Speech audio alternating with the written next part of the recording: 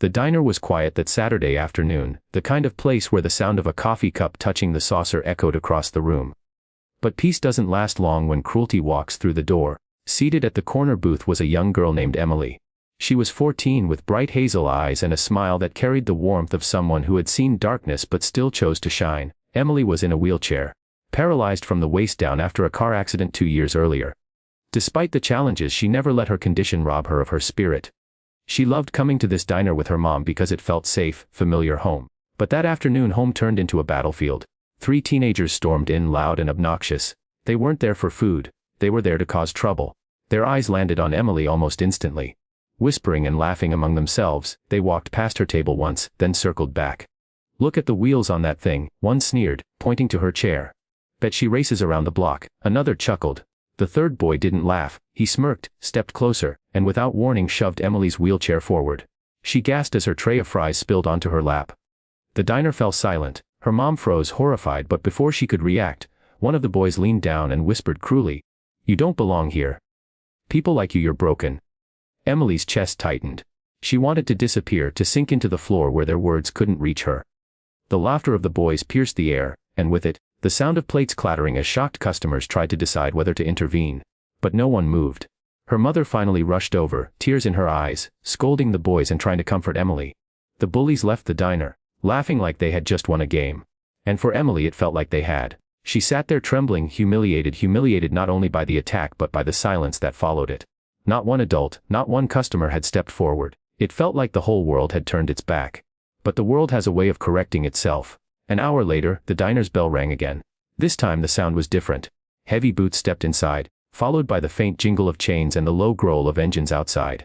4 men walked in, leather jackets, tattoos, and the unmistakable patches of a biker club stitched across their backs. Their presence filled the room like thunder rolling across an open plain.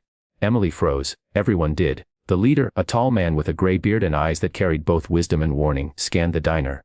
His gaze softened when it landed on Emily. He walked over slowly, crouched down to her level, and said, "Sweetheart, we heard what happened." Her mom blinked in shock. How did you?" The biker smiled faintly. "Small towns don't keep secrets. Someone outside saw those punks leave here laughing and they told us." Emily's lip trembled. She didn't know whether to cry or hide.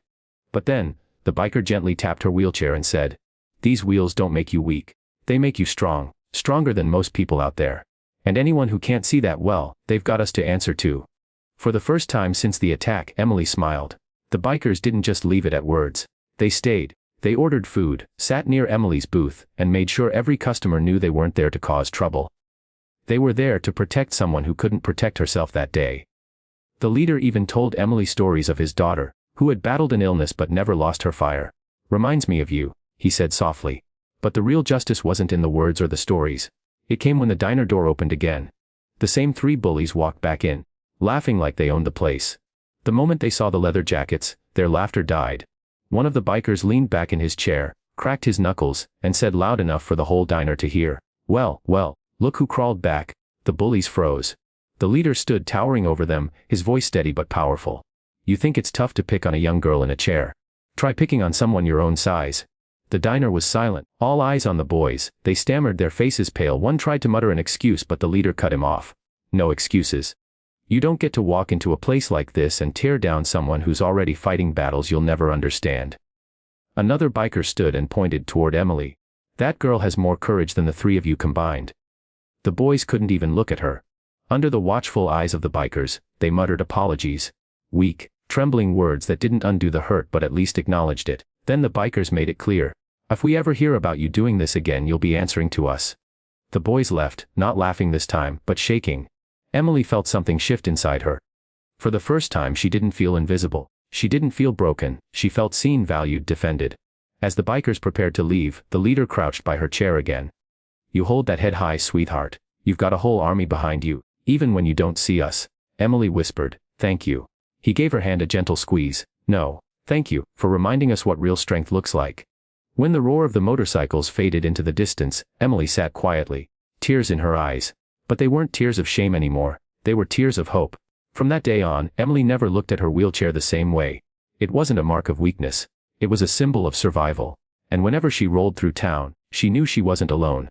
Because justice didn't always come in uniforms or courtrooms. Sometimes it rolled in on 2 wheels.